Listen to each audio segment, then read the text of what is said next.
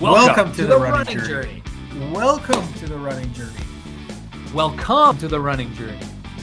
Welcome to the running journey. Running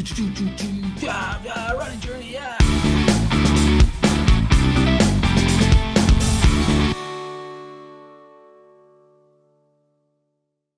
Welcome to The Running Journey, a transformative podcast telling the story of two brothers faced with a very tough time in their lives that decided to do something about it, get healthy, get fit, and start jogging. The Running Journey will take you through half marathons, Ironmans, ultra marathons, and their attempt at qualifying for the Boston Marathon. Don't forget 5Ks.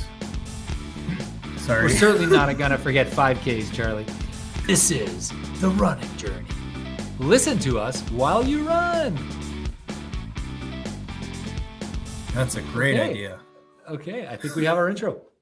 Hey guys, welcome to The Running Journey. Another episode. I'm pumped today. We're taking through a bit of a special period. This episode is going to talk a lot about kind of me getting out of my shell, Charlie, you getting out of your shell too, with some of the stuff that we did in the summer of 2022. Talk about some of the development that happened, what kind of frame of mind we were in at that point. So to me, this was a critical time for sure in my life, and I'm sure it was for you too, as we were developing and kind of getting through our running journey. So as a reminder, I'm thankful for you guys to be here. Take a sec to like, subscribe, follow, smash the button. This is The Running Journey, the story, the journey of Charlie and I, our journey from, for me, I'll call it obesity. I don't know what you called your journey start, but I was definitely obese. I'd punch in the numbers on the computer, on the insurance thing, and sometimes it would say like, what's between obese and morbidly obese? Like there's another one. I was kind of just in between those. And it was depressing when I would see that. But weighing myself this morning is the lightest I've ever been. So that's good. Let's go back, Charlie, to after that Ironman. So finished the Ironman, came back to Winnipeg. We're in June. The race season is kind of starting in Winnipeg. How was your schedule like? What had you planned to do? You were running quite a bit. I know you had gone through some ups and downs there, but take me through where you were at that point. So right when you did your Ironman is when I kind of decided my injury was too much, and I took 2 weeks off immediately after your Ironman. No running, started biking, and really didn't do too much in June. When you're saying biking, like on your mountain bike, right? Yeah, just like I would go to the perimeter with my bike, come back on Gateway. But like very light. But I kind of enjoyed it. And then we talked a little bit, and you had talked about doing a triathlon at Hecla. Yeah, so I was doing it in mid-July. Yeah, so then that kind of gave me because I was like I couldn't run so much, so I was enjoying the biking. June 29th, I decided I was going to do an Olympic triathlon, my first one. I didn't have any equipment or anything, so I asked you to borrow. I borrowed your bike and borrowed everything from you. And so that was my next big one was August. In between there was some races. What about you for like, what was it right after Ironman? So I had kind of told myself that I was going to have like the summer of Rob, kind of like Costanza, the summer of George. I was going to have the summer of Rob because I had not gone out with my friends really. I'd focused on my diet. I had not drank in, I forget if it was 3 or 4 months before. So I really wanted to enjoy my summer. One of the reasons I had picked a June Ironman was so that I'd have the rest of June, July, and August to just enjoy life and just not worry about jogging or running whatsoever. So the week started, that first week, and like I guess I'm going to open up a little bit here, but like basically I realized I didn't like myself. I didn't like that guy. I didn't like the guy who didn't care about his health and who would just kind of fall into this routine of drinking a ton. And like, I didn't like that guy. I did, I think 2 two and a half weeks. And then I actually decided on the Saturday of the St. Aug 200, that's the last time I drank. I was like, I didn't like who that person was. So for me, I thought I think our lives are a little different because I thought I was done with Ironman and with running and whatever. I thought like I was going to meet this goal and that was going to be it. And I was going to, but I realized I missed it. I missed it a lot. And part of that was also, I didn't like this other person that was not focusing on his health and his running and priorities in life. So I ended up going back to the guy that I was.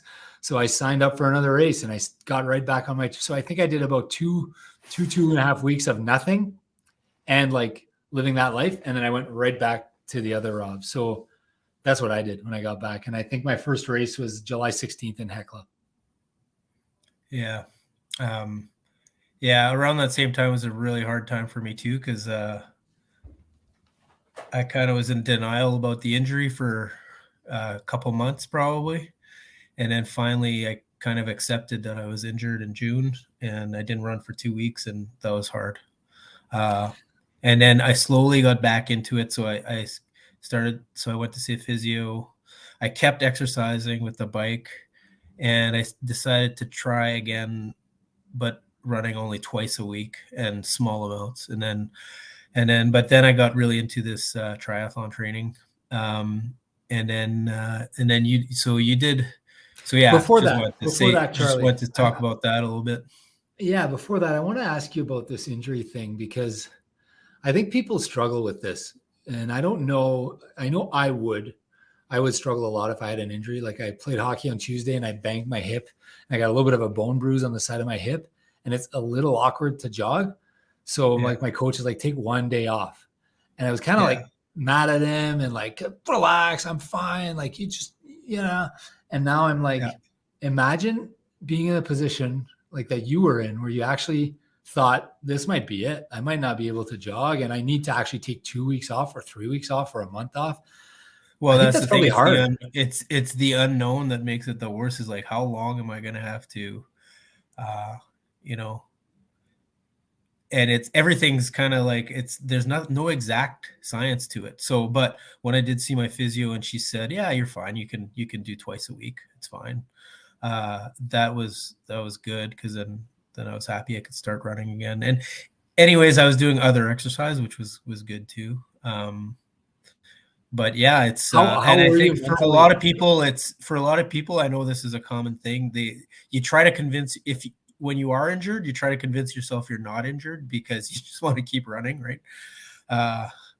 So that probably went on for me for like 2 months till I finally accepted it. And that's when you kind of started turning the corner, right? Really? No, it took a long time. So, I lost a lot of fitness in those 2 weeks. And then I started twice a week. And then you did your Hecla. Yeah. So we'll talk about that a little bit, but after you did your Hecla, then I borrowed your bike and then I started doing like pretty hard bike workouts for me and then swim workouts. And then it took a while, but I felt like my fitness took a very long time to come back. And then by the time late September came around, I had decided, okay, it's good now. I let myself run every day. I started running every day. And then as soon as I started running every day again, it just like all of a sudden I was like, oh, I'm kind of in good shape now. So it was good. Yeah. So let's go back to your Hecla. Sure. So Hecla Triathlon. Sure. I signed up for it. I had done an Ironman a month before, 3 weeks before or something, or a month before. Yeah. Were you still tired or? No, because I took that 3 weeks off or 2 weeks off. I took 2 full weeks off because I thought I was done. I thought I was done with fitness. I thought I had like kind of conquered the mountain of the Ironman and, that was it. Yeah. But I realized I wasn't. So I guess I was rested because I took 2 weeks off. And then I was like, yeah, but 2 weeks off is still not that much for, I guess Ironman is maybe a little bit lower intensity. I guess it's long, but it's maybe a little lower intensity than a marathon. So I don't know which. I've never done an Ironman, so I don't know which one would take longer to recover. I was But way more mangled after LA two, than. like, because me, like the last one, it's over a month. Like I've still not fully recovered. I don't think it took at least a month. Yeah, the So LA marathon where we pushed ourselves was way, way, way harder on the recovery than the Ironman.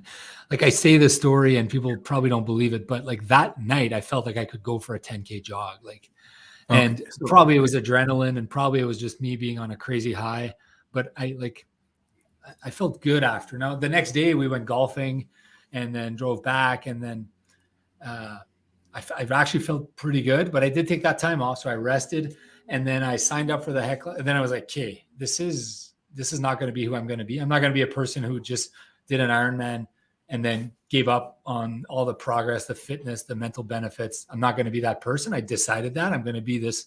This is the person I want to be, not this person. So Hecla came July 16th. I called my buddy Kurt. I said, can I stay at your place? Because there are no hotels left because I had booked like the week before or whatever. I just decided I was going to do it. And I hadn't done any real training other than, a couple jogs here and there. And then I just went. I thought you did like a time trial or something with your bike. Yeah. I mean, don't get me wrong. I did some training, but I just felt like I didn't just go a month without training. I got back into jogging, back into biking, and my routine was kind of back into 5, 6, 7 workouts a week. And I say it wasn't training. Like people would probably laugh at that don't know the schedule we have. I think I was probably doing 5 to 7 hours a week. I would imagine I was doing back then. It was the summer too. So like you're trying to get golf in, you're trying to spend some time with the kids, you're trying to get vacation, you're going to the pool, you're doing whatever. So it is tougher to get the hours in. And I did do some time trials and I did do some stuff. But I showed up that morning. I felt rested. I felt good. I just did an Ironman and now all I had to do was like 40K, a bit of a small swim, 40K, and then 10K jog. I was like, this is going to be the easiest thing ever.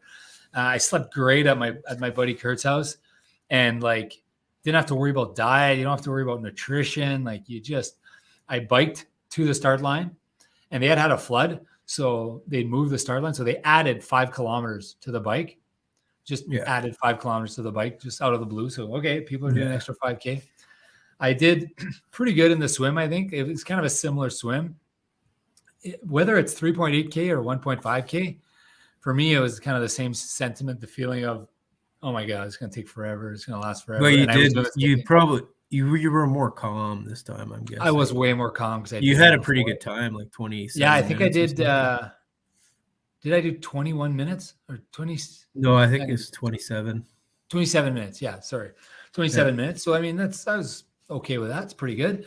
And then I got on the bike. I did really good for the bike. So when I did the Ironman, I was kind of embarrassed. And I say this to everyone who will listen. I was embarrassed how slow I was on the bike. And you always say, oh yeah, it was hot, Rob. Don't feel so bad. But like, I actually realized that I wasn't pushing. That day I pushed hard. And when you do a time trial on a bike, is it because I was texting you my bike workouts and stuff? Yeah. You would send me your bike workouts and I was like, holy smokes, Charlie's going way faster than I'm faster. You're sending me your, no, I don't think I was faster, but I was like pretty decent for like first time, I was embarrassed how terrible I was compared to you. And then I knew that you were probably going to do one. I had a feeling in the back of my mind. Yeah. When did you sign up for one? Late June or early July? I decided I was going to do one June 30th. Okay. So you already had decided you were doing one. So I was like, he's going to do one. And like, I can't lose to my brother after I did an Ironman and he's going to do his first one. So in the back of my mind, I was racing you. Even though you weren't next to me, I was like, I have to go faster and harder. And I cannot lose this race, this fictional race to my brother that he's running in a month, because I was like, I've already done an Ironman. Like I can't be worse than him. If I'm worse than him, that's embarrassing. And, obviously, you're a phenomenal athlete, obviously, and everything, but I felt like I needed to be better in that moment. I think I pushed you a little bit. I think I pushed 100%, you a little bit. 100% you pushed me. I went hard. I went really hard. I pushed hard the whole way on the bike. I ended up You had a really Oh, good bike time. Like you did yeah, I did. I 20 did something 30. miles an hour. Yeah, it was faster than 30K an hour. It was I think you were 32 over or 20 something like miles that. an hour. And it was a negative, like a pretty intense negative split. So like I was increasing my pace throughout by quite a bit. And I think the wind might have been on my back on the way back. But But I got to the significant improvement significant on improvement. your, Yeah. yeah. Actually, I'll try to pull it up. Well, but it was fun because after you're done, it's like it was kind of two loops. I think it's two very short loops of like 5K or whatever. It might have been three loops of 3K. Just a little quick loop down a park road into the campground and kind of back, and you just a couple loops of that. So it feels like 10K. Like I don't know, anyone who's listening who's never jogged probably feels like stop pretending 10K is nothing, but like that day 10K really like didn't feel like much, although it was way harder than I thought it would be. I don't know, like you're going to talk about your experience, but I felt like I should have been pushing harder. I felt like I should have been, because I felt like I was pushing hard and I wasn't moving as fast as I should have been moving. So like, does that make sense to you? Like I felt like that was a 40-minute 10K, but it wasn't even close. It was like I forget what I did, 50 minutes or something, or 47 minutes. Well, But for me, it was like, I think depending on, yeah, we'll talk about mine later. But for me, it was just, I was so gassed after the bike. yeah, like it should have been faster. My time should have been better, or I lost some fitness or something here. I think that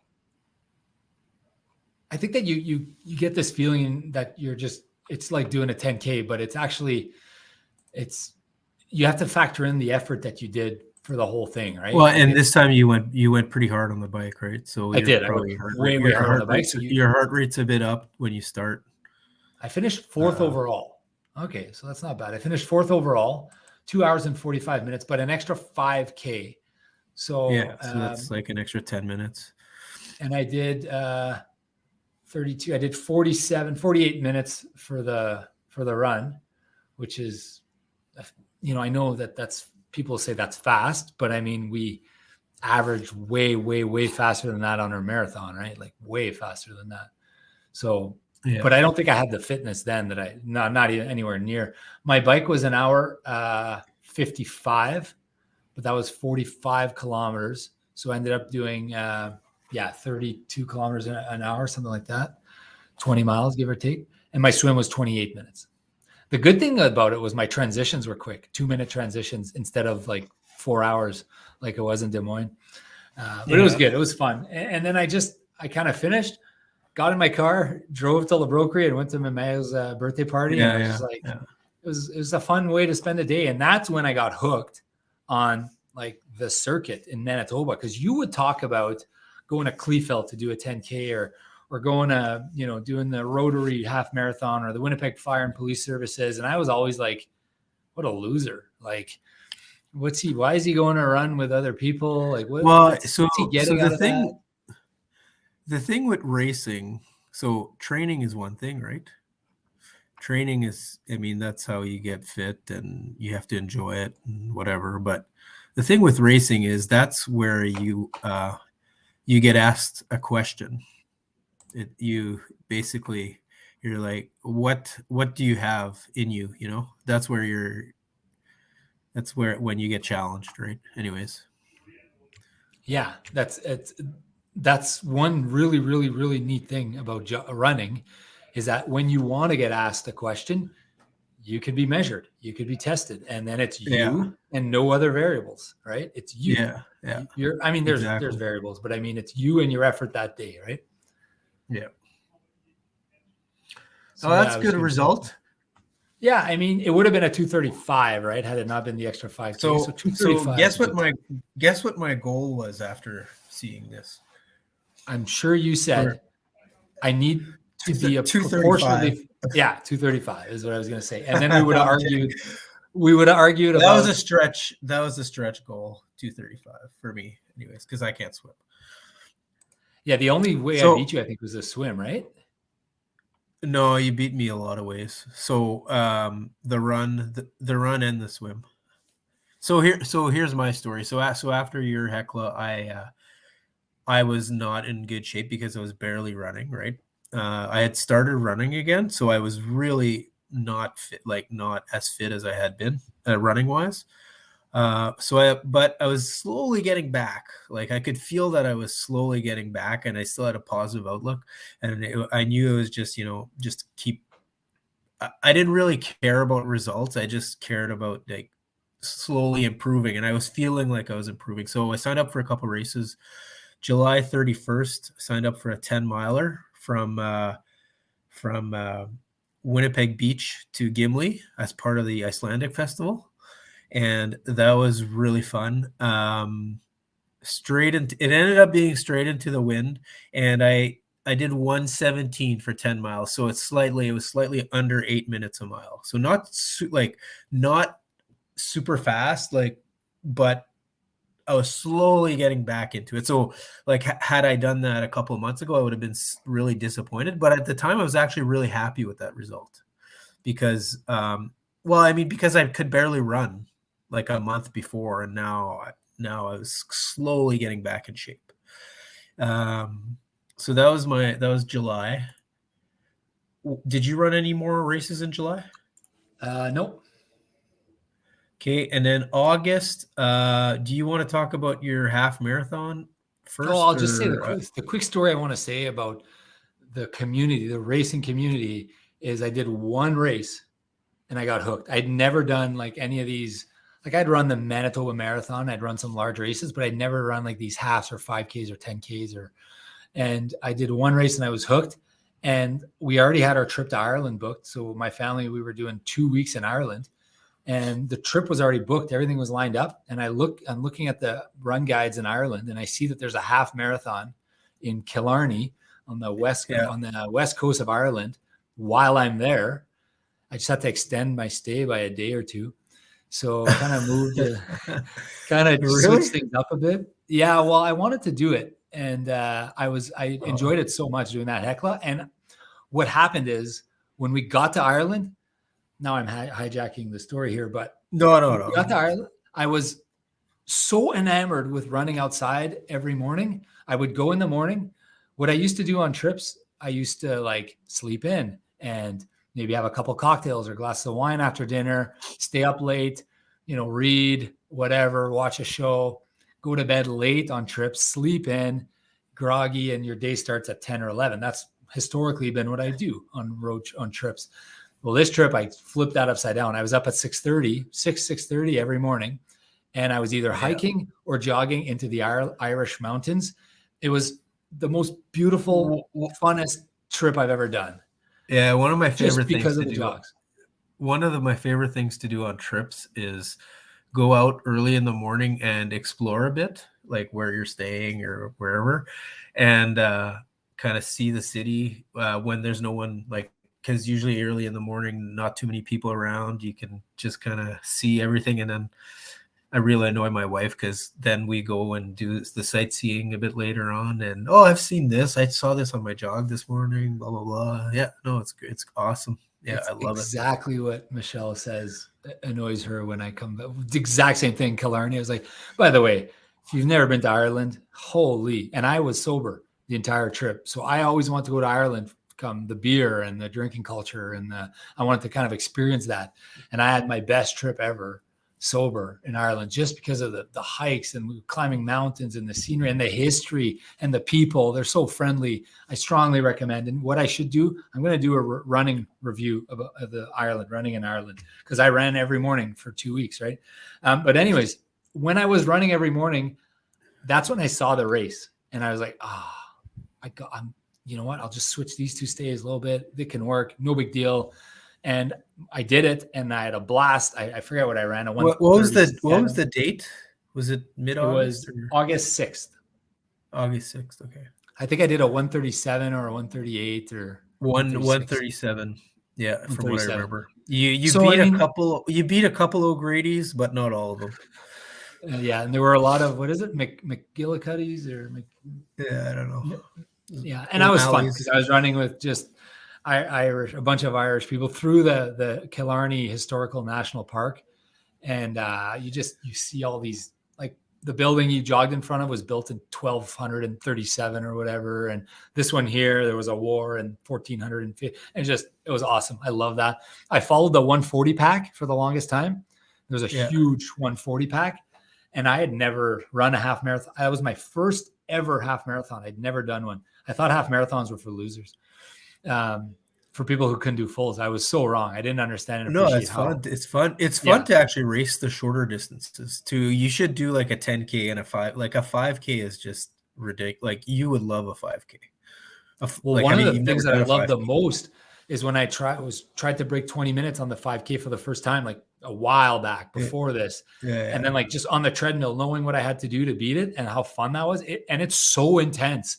Like, would you rather do like a 5K? It's 20 minutes of pain. It's 20 minutes of pain. Like, I think I'd rather do 2 hours of Fort White. I'd rather do 13 miles easy than a 5K any day. 20 miles easy. I mean, I'll do it once in a while. But so the next thing I want to do after I do my ultra is I want to see how quick my 5K is right now, because like I was doing 18 minutes I think before my Ironman or maybe after my Ironman. So I wonder if I'm like able to do 17 now, or maybe I'm able to do 6. I have no idea how fast I am, but I think I'm probably pretty fast. You did break 20 during our marathon. I've never actually broken 20 in a race. Or in a workout or anything. Or in a workout or anything. You did though in our half. Not quite. It was 20 and a half. So I finished the last 5K we'll talk about it later, but I did in 20 and a half or something of the half. I thought you had like kilometers, like 26 to 31 or something. Oh, in that maybe. I'm not sure about that one. I think you did. I believe you did. But I think it was more like it was just over 20, to be honest. But yeah. But I still think it's awesome. I think it's fun. It's a great thing to do to try. Yeah, you would love doing a 5K race. We should do that actually. That should be an episode. Just me against you, a 5K. Okay. Yeah, I like destroy me. You would destroy. I don't think I would. You're fast, and that's another thing that I want to point out is back then. That's I think when I started sharing my jogs with you. Am I right? Or it's around the time. Yeah, and every time I'm like, holy, that's fat. Every time you'd send me, I'm like, holy. But I remember how like the memory I have of you at that time was like you were like depressed almost about your injury, right? Like you were really not in a good frame of mind about this injury, right? No, I wouldn't say I was depressed. I just knew I wasn't where I needed to be, but I was just like, I was taking it one day at a time. And did you think you'd get better? Did you think you'd get better? I knew I would eventually get better. And, but I was, because what did you run? You ran. It's about the journey though. We talked about it lots, right? And it's, it's always about the journey. So, cause you did the triathlon. So I left you my bike when I left when I went to Ireland. Triathlon. So here triathlon. So I only had 6 weeks to train. I didn't really know how to swim when I started. So I was really happy that I was able to complete the swim without drowning. Time out, as my dad would say. You say you didn't know how to swim, but much like me, you were a phenomenal swimmer as a kid. Like you were a phenomenal swimmer. You had an unbelievable stroke. Yeah, you were the fastest swimmer in Southeast Manitoba that I knew as a 10, 11, 12-year-old. Yeah, well, we only knew 2 people, but anyways, like, I didn't think I was a very good swimmer. So I remember I did my first me and my wife. So this triathlon's in Clear Lake, Manitoba. So one of the most beautiful place. Yeah, one of the most beautiful places in the world. And so me and my wife always go there once during the summer. So I told her, hey, let's go. And I planned it perfectly 2 weeks before. And I did the bike course. I did a run. I did the run course. I did the bike course. I did the run course, separate days. And then I went to practice. We were there for 3 days. So the second day I went to practice the swim course and I tried it and I like panicked and quit after like 100 meters. I was like, I can't do this. I'm going to die. So then I started thinking about it the whole day. And I was like, you know what? I don't really need to be able to swim the whole time. As long as I figure out a way to be able to rest while I'm swimming without having fear of drowning, right? Just float. So the next day I tried again and I figured it out, and I did the whole thing. And so I was really happy. I learned how to swim. I learned how to bike, and it wasn't a long training period. And ended up doing 2 hours 48. So basically 13 minutes slower than you. That was kind of like my target. No, just kidding. It was a lot harder than I thought. I think I did so many mistakes. So one of the mistakes was I really needed to pee coming out of the swimming transition. Should have done that in the lake, I think. Of course. Anyways, so I took like 3 minutes to I started getting undressed and I really needed to pee and went back. It took forever. It took 4 minutes, I think, in the first transition, which should have been like a minute. Then on the bike I did pretty well. Like I think I was like top 10 fastest bikes, or top 12. I was up there in the bikes. For someone who had only trained for like a month and a half, I was very, very happy with how the bike went, but I really killed myself on the bike. And I never had, with the bike, I had never done any, I didn't know what my heart rate was or anything like that. I didn't have any water on the bike. Didn't drink any water at all during the bike. Because you couldn't do it. Right? I went hard for like an hour. It was an hour 14. It took me to do a regular, so slightly faster than 30 kilometers an hour. Yeah, you were somewhere about the same pace you did for yours, right? Faster, faster, a bit slower. I think a bit slower, but no, you did an hour. What did you do? An hour? An hour 14 something. No. An hour 41 or something. No, an hour 14 for 40K. I did an hour 50. No, an hour 14 for 40K would be 74 minutes. Oh yeah. Okay. Yeah. That makes sense. Yeah. 74 minutes. Yeah. No. So it was like 30 some kilometers an hour, like 32. I think I was right around 32. Sorry. I did an hour 23. I did an hour 23. So almost the same pace. But the thing is, I never ever knew my heart rate. So now that I'm actually doing bike training, I'm guessing my heart rate was probably 160 to 170 for the whole bike. I'm guessing. And then I started running and I was like so dehydrated and probably just dead tired from the bike because I wanted to beat your bike pace. And I was so, I was mad. I was a little bit upset coming out of the water because I was like the last person out, and I wanted to make up time, I guess. I don't know. Anyway, so I was super dead. I started off really slow on the run, and then I finished a bit stronger, but my run was like 52 minutes. But it was really hard. It was surprisingly hard, but I now that I think about it, like I only had 6 weeks to train, so I did pretty good. Yeah. Yeah. I'm reading your text from that morning. Your first text is, I was so tired after bike, I could barely run. Then I thought I was dead last after the swim. In my head, I thought it took me 45 minutes. Yeah. I did a 4-minute transition because I had to piss so bad. Yeah. It's crazy. So that was fun. But the good news, I think the swimming strategy is the one that I told you, right? Well, except I had a slight twist. I had a slight twist because I didn't do the breaststroke. I just did like what my coach would call kicks. Like I just went on my back and kicked with my feet. Okay. And kept moving slowly when I needed a rest. And then I would do that for 10 seconds and I'd keep swimming. And then, yeah. But the main thing is that gave me the confidence to know that I can swim 1.5K like easily. Cause give me another K and I would have passed people. Like I was just getting going on the swim. Like just getting started. Yeah, so that really gave me confidence. We're kind of taking a long time here, but no. This is awesome. I'm looking at my text history from that week, those days, because and you know what? That's when I texted you. Do you think I could run across Manitoba? Yeah. Maybe I do 42 kilometers. Give me a motorhome, rest in between, get a bit of work done. And then at the end, the next text, I decided I'm going to do it. Looking for your thoughts. Oh, okay. I didn't respond. Classic. No, you did. Yeah, you said, of course you're going to do this.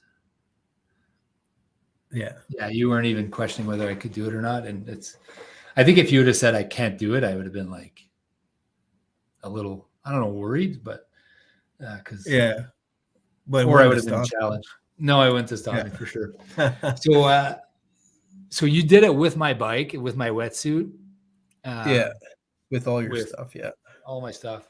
Oh, And the then, funnest thing though is the tri-suit. It's like a wrestling thing, wrestling outfit, and it's really refreshing on the bike and when you're running. yeah, Yeah, my it's wife good. calls it my Borat suit, but it's not a Yeah. Borat suit. It's just like it's got a little bit of padding in the bum, I think, right? A tiny bit. Tiny bit. Yeah. Yeah. Yeah. And then you just wear it as a one piece for all your jog. My race showed up as a DNF when I got Oh done. yeah. Showed up as a DNF, and I had to email the guy, "Hey, whoa, no! I finished the race. Oh yeah, it's a problem with the server, or problem with the system, or whatever." So they fixed it, but I was like not happy. But what did you do after that? You did another one right after, did you not? I did and then August and September I did a bunch of races. So I did a 5K. So this is where I learned about racing. So I did a 5K at the end of August, 22:46. So my first mile was 6:20, and then I just completely died. 22:46. So I learned that don't ever go out too fast. That's the biggest mistake you can ever make. My next, I did a 10K September 11th, and that one I was really happy because I did a faster pace on that 10K that I did on my 5K. So I did 43:27, which was exactly 7-minute mile pace. I followed Okay. my buddy Aldo Furlan, and I said, this guy, I think he knows how to pace. So I just followed him the whole way, and he did a huge negative. But I did a huge negative too. I almost he ran away from me at the end, but it was nice to have a guy that knew how to pace, and I just followed him. So that was good. And then I did another 5K. Now I was slowly getting in better shape. September 17th, I did another 5K, 20:48. So that's a 6:42 pace. So getting better. And then the next day is when me and you did, I don't know if you did any other races between then. And then the next day, so we did the half marathon. Remember? Oh, the rotary one? Yeah, the rotary with the tight curves and the uphills, the hills, like the overpass. Okay, I did one in between there, and I signed up for it. I don't even think I told you. I signed up for that 30K. I think it's called the 10 and 10. Oh yeah. No, that's the one. That was my 10K. That was the same. We ran on the same. Yeah, so I ran the 10K, and you ran the 30K. So at that time, yeah, so I was still pretty injured, but I was getting a lot better. And then you did the 30K, and you did really well, if I remember. Well, I was training for. But you didn't go all out though, right? You just what happened is it was supposed to be like a training run, right? Pacing session, a training session. It was a fast training session, one of my faster training sessions, and I was scheduled to do 30 kilometers. And I was like, or it wasn't 30 kilometers. It would have been, 18 miles or something? 19 miles? 18 miles. Yeah, and close, yeah. I was scheduled to do 18 miles that day. And I looked and I saw this 30 miler, and I was like, that's exactly what I have to run on the exact day that I have to run. I said, I'll sign up and I'll just run the pace that I'm supposed to run in this race. So I started, and it was like a 2-mile warm-up. So I did my 2-mile warm-up at 9.5-minute miles. But after that, I had intervals. So I started kind of going fast, like whatever my intervals would have been that day, probably 7.5, 8-minute miles, something like that. Did you slow down for the recoveries? No, I didn't. I just got into race mode.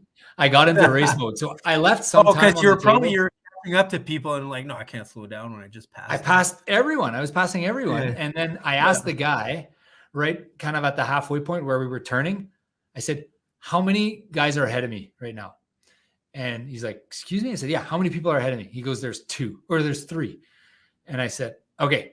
So then it was a U-turn. So then I checked my watch and I timed how many minutes they were ahead of the turn or whatever. So the one guy was like 8 minutes ahead of me. One guy was like 4 minutes, and one was like 2 minutes ahead of me. And I decided, I made a goal. I'm going to get on the podium. I was going to be my first ever podium. And I worked hard, and I passed the third place guy, and I got on the podium. And that was my first ever podium at a race. It was a 30K, and that was cool because I stayed. I'm pulling it up. I'm pulling it up right here. Yeah, 2:22:42. Yeah, which isn't that fast, but whatever. It's okay. And I back then though, I was, for sure I could have done a lot faster, but I'm pleased with how it finished. And I pushed hard, and I'd never jogged that area, like kind of west there. That trail, the park, the whatever. I finished eighth in the 10K, by the way. Eighth in the 10K. Good. Okay. Yeah. There were some people that were really fast, but I remember when they announced the podium, I was like, I went on stage. Yay! Nobody knew me, nobody cared, but I was like so pumped. I got a medal for being on the podium. And that day I told the guy, Chris from Running Room, who was presenting the awards, I told him I was running across Manitoba, and he was like, all right, we'll help you. Sorry. So then you did that. Okay. Yeah. And then we're leading up to the half, which is the rotary half that we did. Right. Yeah. That's the one where you had gotten injured again. Did you not? No. So I wasn't injured at all.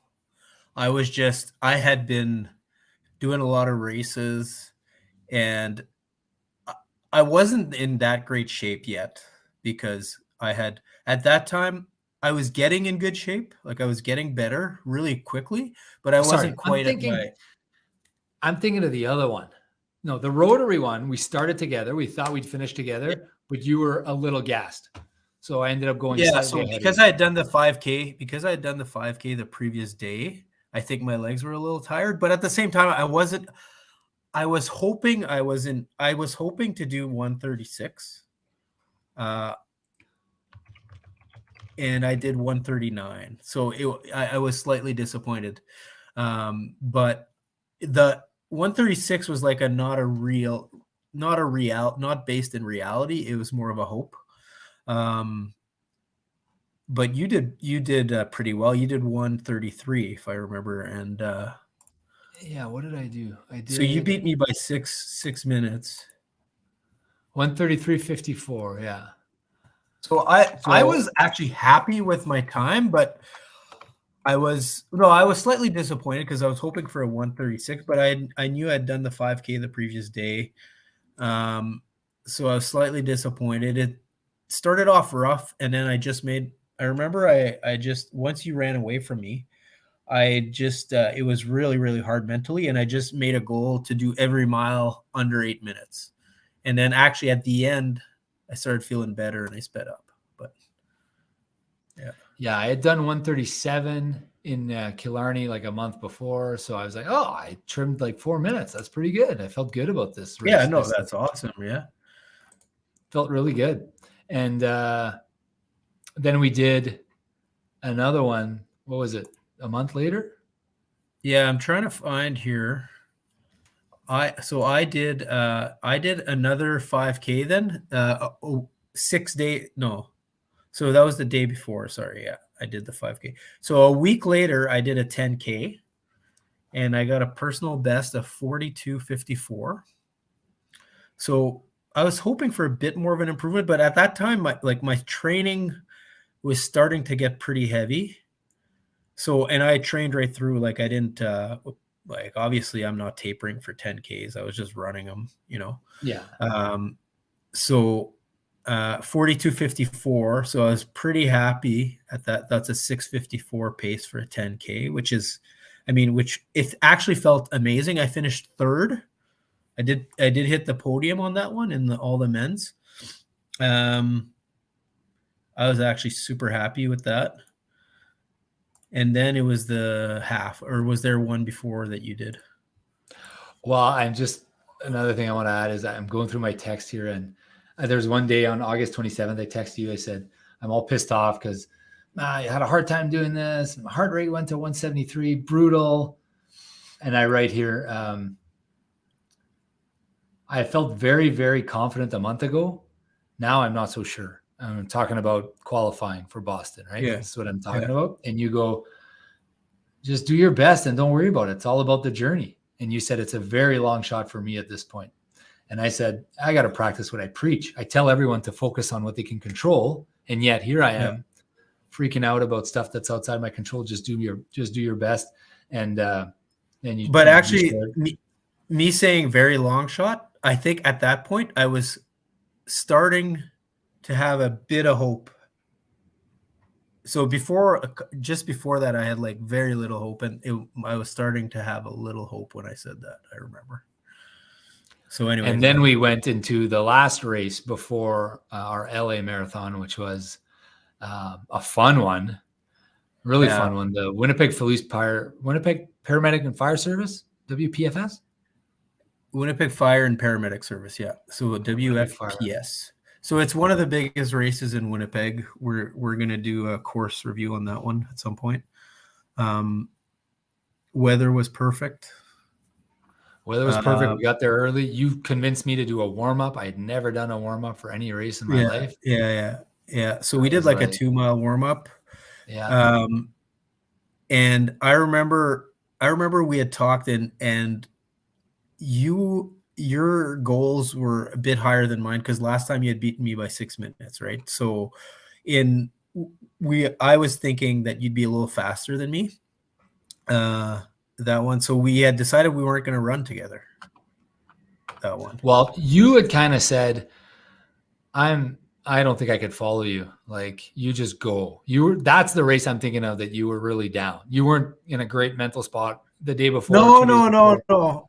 I would say at that point I wasn't down. I was really on the upswing, but 6 minutes in like a month, I didn't think like it made you were in better shape than me, I thought at that point. And in my head, I was like, if I can, like, I don't want to slow you down.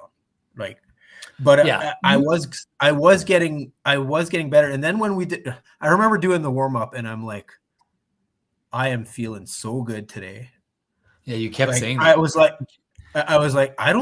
maybe I don't need to, like, maybe I can run with them. Like, I felt so good during that warm up. Like we were doing 6.5 minute miles and it felt like nothing in the warm up. Right.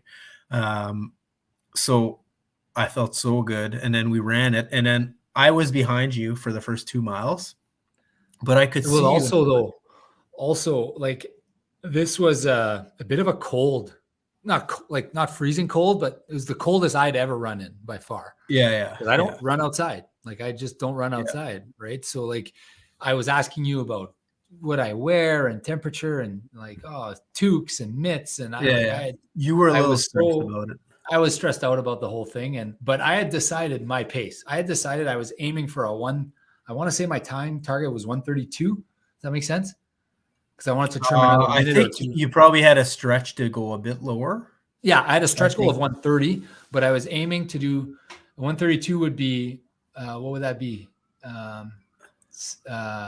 7 minutes. Yeah. 91:13. I think if I remember my stretch goal was like 134 and like my goal was 136. So that's why I thought just ran a 139. So like this was a big 138 or it was a lot of, no, it was 139. Yeah. It was 139 something. Yeah. So it was kind of like, my stretch goal was like 134. And you had run this race before. You had run this race before. Yeah, I'd run this race before. Yeah. You knew the course. You knew the incline. You knew the wind. You were looking at the wind that morning. You were filling me in on the wind. I was like, whatever. Like, wind is wind. No big deal. But you were like, you had the entire thing planned out. You knew which miles. It was crazy. Like you were tuned in and zoned in. And I was in the zone. I was a little bit in the zone. Like, so Bryce, our buddy Bryce, he's like, he always asked me, like, did you like run that so well because you're competitive with your brother? And I'm like, no, I was just in the zone. Like it had nothing to do with that. You were definitely in the zone that day. And you were also a little competitive, obviously. I mean, but I don't think it had anything to do with that. I wasn't thinking of beating you or anything. I was just like, what am I going to do? Yeah. And you were feeling it. You kept telling me, so, okay, I went ahead and then You mile caught up like two. mile two, Well, right? mile two, there was this big group, and I was trying to just stay with like the 140 group because my strategy is always to start slow. So I was with the 140 group, and I'm like, nah, they're just way too slow. Like I feel way too good. So I saw you, I made like a sprint, and I caught up to you, and then we started running together for a while, like for a The long time, entire thing, pretty the much. entire thing. Yeah, Yeah. I remember mile 8. Well, I had before that though, like mile 3, mile 4, mile 5, you're constantly looking over at me. Like you're always on my left. Every time we do these runs, you're like, man, I feel unreal. I feel unreal. How do you feel? And I was like, I feel good, but like, because you were like really feeling good, and you're well. like, The thing is, when I say I feel unreal, it's like it was such a big change for me. Like it was like all of a sudden I'm like was I doing like, performance enhancing drugs or like it was just like that much of a change. It felt like so different. Um so it's weird. I know people, if you've ever experienced that, like that's like when you all of a sudden have this one day where you're just like everything is awesome, right? It was that day for me, right? so honestly, I feel like that day was really good for me too. I mean, I went from 137 a month and a half before, 2 months before, to 134 to like, we did a split for our first half was on pace for 132, right? I remember I knew we needed like I'll pull it up. under 41. I don't remember, but I know we did a negative, even though the website doesn't say we did it, but we actually did a Oh, it negative. was a huge negative.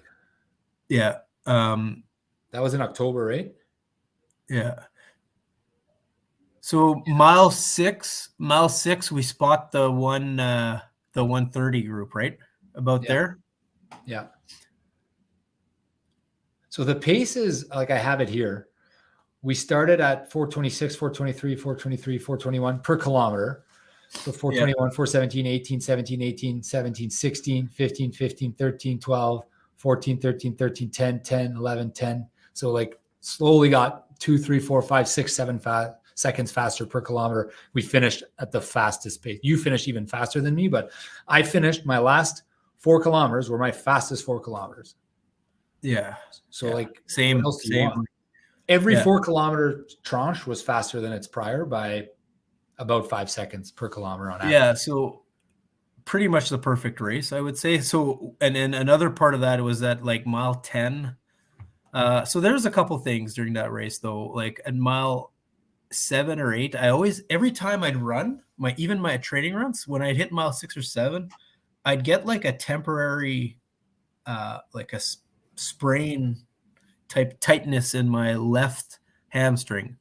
But every time it would go away after 10 minutes. So it started again and then it went away after 10 minutes. So that was good. That's usually when I kind of hit, like, that's how long it kind of takes me to warm up for some of those long races, right? Yeah. You kind of hit your stride at mile 5, 6, 7, somewhere in there. Then we spotted the 130, remember? And we passed that guy that had beaten you in the previous, or that you had run with in the previous half marathon. Yeah. Yeah. We passed him. And then I remember I said, do you want to try is it crazy to think that we can catch up to the 130? Mitch Siemens. Like when my stretch target was 135, and we said, do you think it's actually possible that we can catch the 130? And we said, well, we'll try. And then we said, our strategy was just to slowly catch up to him, because we had like 8 more miles to do it. I remember thinking, okay, we got 7 miles to do it. We looked, we said, what are they, 800 meters ahead, something like that, 600 meters ahead? Maybe around there, maybe less. And we said, okay, what is that? That's 2 minutes. Maybe it was 400 meters ahead. We said, okay, what is that? That's 2 minutes. 2 minutes ahead. We got 7 miles to chop away 2 minutes. So we need to do like 15 seconds a mile or whatever is what we started talking out loud about. And then when we did the math and we said, that's like 6:45 minutes per mile, I was like, what? Like, we can't do that. But then we could see them. We could see them. But then I just said, okay, as long as we're going slightly faster than them, right? And that was kind of the pacing we did, right? Yeah. For the longest time. And every mile was like, check in. Are you okay still? Yeah, let's do this. We can do this. mile 10 and 11 were really hard for me. I remember like not like as they should be, but just powered through. Well, when we started, we'd see that 130 group. The 130 group, people were just dropping the whole time. There was like 20, and then by the time we hit mile 10, there's like 5. Mile 11, there's 3. Mile 12, there's 2. And then I just blew by it. I remember. And it felt so you good. left me like you finished 11 seconds ahead of me. Yeah, no, I know, but it's not much. But I remember. No. But when did you leave? Like, was it mile 12? Around during mile 12. During mile 12. Okay. Yeah. Because I guess my chip time, I think is off because it gave me a chip time of 1:29:59 is what it gave me for my marathon. And I knew I don't want to say I knew I was going to make it, but like when there was 500 meters left, 400, 300, I knew I was going to make it. I was sprinting and in my mind, I had like 5-10 seconds to spare. So I could see you ahead of me, but I was like, holy shit, like I can't keep up with Charlie. I was like blown away how fast you were. I was trying my hardest. I was going every mile faster and faster and faster. And yet here you were pulling away from me. And that's when I realized like I'm competitive against you, obviously, but I was way more competitive with myself in that time.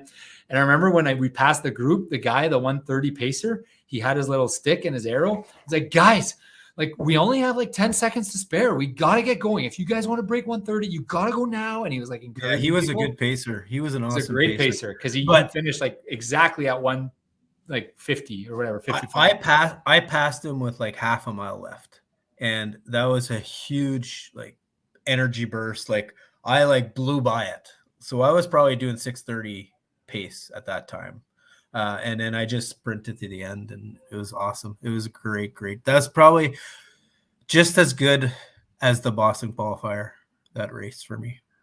It was really neat. And I look at the group here because there was a group with that pacer. There's a guy at 1:29:57. There's a guy at 1:29:58. There's a guy at 1:29:59. There's a guy at 1:29:53. And I'm pretty sure that was all that pacer group because we were all together, right? And we all kind of finished at the same time. And they were just ahead of me, but we had the better chip time because we started a little bit in the back. Yeah. But I crossed and I just felt. Well, I was like, holy smokes. I just did. 129 wasn't even. So it goes back to always run by feel because you never know what could happen. Yeah. In a race. And I'm just looking at, what we were saying to each other back then for timing and stuff. And like, we weren't thinking, well, maybe you were, but you weren't telling me that. No, I was thinking 135. I would have been happy with 135. Yeah, because it wasn't even like to chop 4 minutes and another 4 minutes like off a half, like in a month. Well, 10 minutes, I chopped almost 10 minutes in a month. It's crazy. Like, But here's the thing: I had the base, and then I finally started running every day, and then it all came back, and then I started doing hard workouts. Yeah. And I tapered a little for this one. So I didn't really taper, but what I did was I did my long run the previous week on the Friday. Okay. So it gave me an extra day of like between my long run and that. But the crazy thing, that pacer was right on the pace. And we just did a negative and we saw them. And every time we'd see a curve and there was a straightaway, they were a little closer. And then we'd lose it in the curve. I remember though, so the mile 11 against the wind. Mile 11 was against the wind, and he picked up his pace. He must have realized he was slightly off. And that was the hardest thing because he picked up his pace. And I'm like, oh God, I got to pick up my pace now. Because I was kind of just gauging, trying to go slightly faster than him, right? And then he picked up his pace, and then we had to pick up our pace. It was so hard, but we did it.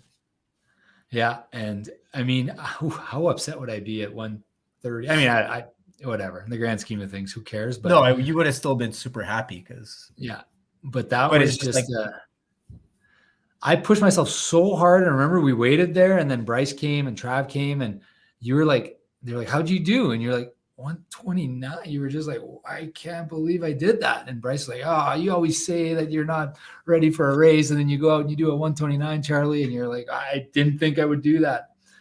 And it was like, after that, then I knew I was qualifying for, well, just because I knew there was a good chance after that. What day was that? That was in October? Yeah, October 16th. So do you want to talk about, do you want to keep going and then we will talk about I just want to talk a bit about like what that did for the psyche, because it's just a half. It's not, but I think the mental challenge and the pacing, I know that I have a long engine, and I know you're the same way. You have a long engine, and we don't really have a great top speed, I think. But no, for sure. I know that I have a long engine. So I knew that I was like, I felt like I can do a 138 after that 130. I felt like I could do a 138 after that 130. I know that's not the way to measure, but like, could I have hammered out another bunch of 8-minute miles? Yeah, I think so. I think I could have, right? Although I was wiped out. I went hard, but I felt confident. I felt really, really, really confident after that race. But in my mind, I couldn't walk after. My injury was still kind of there, but. And like, I didn't want to tell anyone, but I kind of knew in the back of my mind, we're going to qualify for Boston. And I knew you were going to qualify. Like you looked unbelievable. Like you had more in the tank than I did. Right. So I was like, we're going to qualify for Boston. I don't know. I thought I just killed myself to get that time, to be honest. And that's one thing that I felt like maybe he just wanted it more than me. Like maybe. No, I don't think that's, but I mean, you know what you think of? Cause I finished and I so you know what helped me though is, there's this video, McMillan running, and on YouTube. So check it out. He talks about a strategy for racing and how you should take it easy at the beginning. And then the first half, you kind of take it easy. The next quarter, you kind of build up a bit. And then when it gets hard at the end, you speed up. And that's how you're supposed to race. And it had when I had seen the video, like, yeah, that's how you're supposed to do it. Cause I'd already done it like that, but it totally made sense just the way he had explained it. And then that's what I did for this race.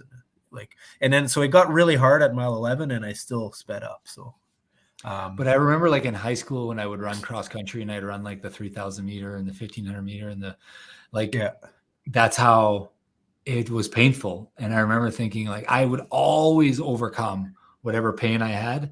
And I would always.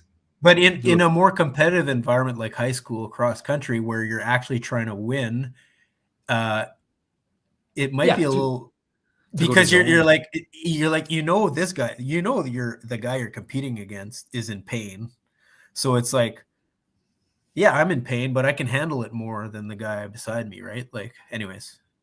I don't know. I was never good at cross country. So, but it would kind of be fun to test yourself like that again. But.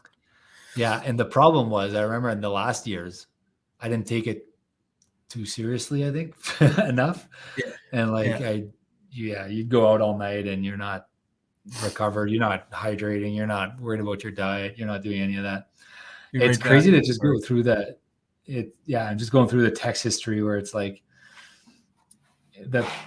I'm always saying, I can't stop thinking about this race is what I'm always saying. I can't stop thinking about this race. I can't stop thinking about this race. And all we're talking about through this whole time. After that race, it was like, I felt so good, like my fitness and everything. Like it was weird. All of a sudden is like, I couldn't wait for the next workout. And every hard workout got better. Yeah. It was an amazing period. I don't know how you were. Oh my God. That was the most fun.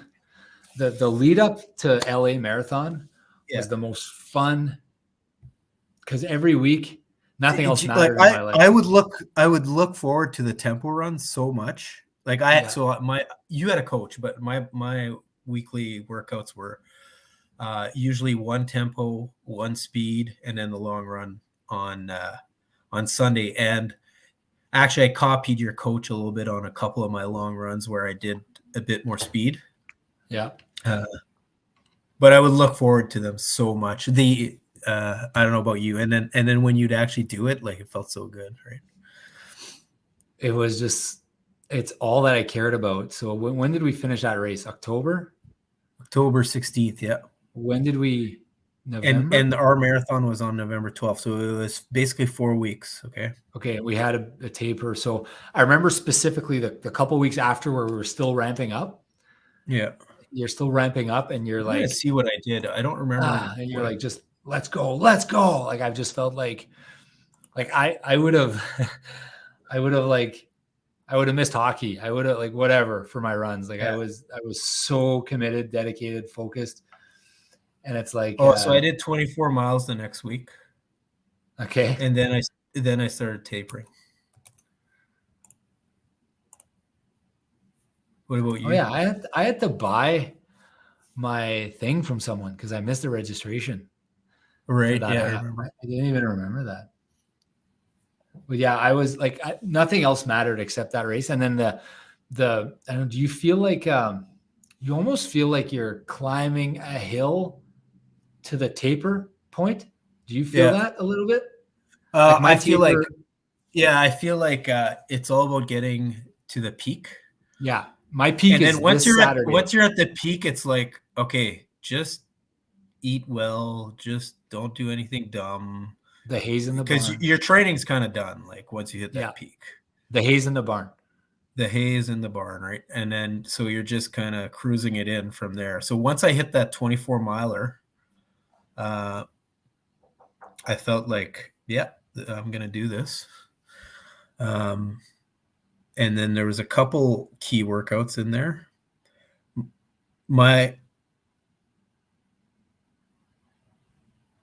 You're good? Go ahead. Yeah. So my last hard workout was 10 days before. So I stole that from some training plan or whatever. What about you? When were your workouts? My coach has always done 2 weeks. Okay. You don't have one. You don't have one like 10 days out or anything? Like a hard workout? That was my last hard one, was 10 days out. Well, hard. Oh, sorry. There's a bit of like really short like speed in the last week, but that's it. So for me, my taper has been always, for every one of mine, 2 weeks out. So I'm 2.5 weeks out from my ultra. So this Saturday is my peak, my mountain, my apex before I taper. So like you have a race in a week and a half, so you're probably tapering already, right? No, he's giving me the most mile. I told him not to give me a taper because I said, like, I don't care too much about this race. Okay. So I want to keep working through it towards the Ironman, more towards the Ironman. Yeah, I care way more about the Ironman. So I don't want to lose too much by tapering for this. Yeah. So I love, like, I had that period between October 16th and like call it November 1st was just so fun. I remember we were texting. We're like, okay, three more workouts still, 3 more hard workouts till the race, right? Yeah. 2 more hard workouts. Okay. I have one aggressive tempo. Okay. 20 miles on Saturday. And then it's just like, I remember I got sick about 2 weeks before, and you got sick about a week before. So I got sick 2 weeks before, and I had to like kind of pull the chute on one of my workouts. But then I did it the next day, but a lot easier. But I was okay. I was not even worried about it. I was like, okay, I'm happy I got sick now as opposed to later. And then you got sick a week before. Oh, yeah. Okay. So you got sick a week before. I remember you were a little stressed about that. I was, but it was early enough that I was like, it'll go away, right? It'll go away is kind of what I was asking you. And it did. And I just got over it. And next you recover and you do it. It's, man, if you can't sense it, how unbelievable that piece of the journey was. Because for me, like the Ironman, the culmination of the Ironman was just like unbelievable. But the journey piece of that building to the taper was something really, really special too. Yeah. Man, it feels so good. And how does your taper look like? How does your taper look like? Like in terms Uh, of like, do you have so days this off? week, do you mean for the ultra? Well, let's say for our marathon in November, what did you do for tapering? I think so. It would have been 20 or 22 miles on the Saturday, 2 weeks out, Yeah, and then like probably 45 minutes on the bike or an hour on the bike the next day. And then I probably still would have done like an hour 20 or an hour 30 on the Wednesday of that week. yeah, Might have been a yeah, tempo still yeah. or hills, So tempo that's or the hills. 10 days. That's the 10 Yeah. days though, right? Yeah. And then everything else. So it probably goes to like 45 minutes, an hour, Yeah, kind of 45 minutes, and then like hour bike or 45 minutes bike. And then it drops to like maybe yeah, an hour on the Saturday the week before. And then the yeah. last week, it's like, I think there's 3 jogs. It's like 20 minutes, a couple 20s and a 10, something like that. Yeah, I think I have like it's almost like a superstition now for me, my taper, because I've always kept track of what I've done, and I know that the last 2 races were like pretty much perfect. So I just do it. So I've been doing the exact same thing on the tapers. Um, so to me, it's 3 weeks out is a long, long run. 2 weeks out is a shorter run, but more intense, so that you kind of keep your legs. 10 days out, I do a tempo, like a harder tempo. Um, and then it's all easy runs up to the day before. I like to get like 2 miles. 2.5, 3 miles, but I want to get at least like a mile in at race pace. Just so it's sorry. And I have this is a very superstitious workout. 3 days before, I like to do like a 6 miler where the last quarter mile I go a bit harder. So it's kind of like strides, but it's in short, intense bursts, so my legs still know how to run, but with a lot of recovery in between. So that's good. You've built a superstitious Well, schedule. I feel like it just works for me, like because I've the 3 times I did that 3 times or 4 times, and it's been my 4 best, most successful races. So I mean, everyone's different, right? So Yeah. because I remember one time, so you asked me before, I think it was before the WFPS. You asked me, "What are you doing 2 days before?" You had a day off. I'm like, I'm just gonna do. I said I don't think it really matters at this point. I'm gonna do 2 miles easy, and then, anyways. What's their target for Saturday? Hour 35, stretch target. Never know. I'm just going by feel. I feel amazing on my last few workouts. So we'll start out slow and I might try to go faster. And then I said, Oh, I'm debating trying for a 132.30. I feel so okay. freaking good right now. I'm crushing all my runs. That's before our 133. Oh, okay, yeah. Before 129. And then you said, wow, I never know. A great stretch target for me would be a PB of 133.44. We're still like and that was a realistic stretch goal for me. Like I wasn't bullshitting. Like that was a real. So I guess I did feel good because 130. I was thinking 133 in my head, probably as a 25K possibility. wins forecast for Sunday morning. First 3 miles right into the wind. Next 6 miles downwind. Next 3 miles against. The rest is side wind. 25K wind is rare. Like 5 times a year, you get that much wind. It's very difficult, but we'll see what the forecast will shift. I'll keep a close eye on it. Did I say that? Yeah, that's what you're telling me. Keep a Yeah, close eye on the I was wind. checking the weather. Yeah. If it's windy, I will find a big guy and I will draft behind him. I did do that. I did draft the first 2 miles. 25K wind is at least 20 seconds per mile. Yeah. Yeah, you were definitely zoned in. Definitely zoned in. Yeah.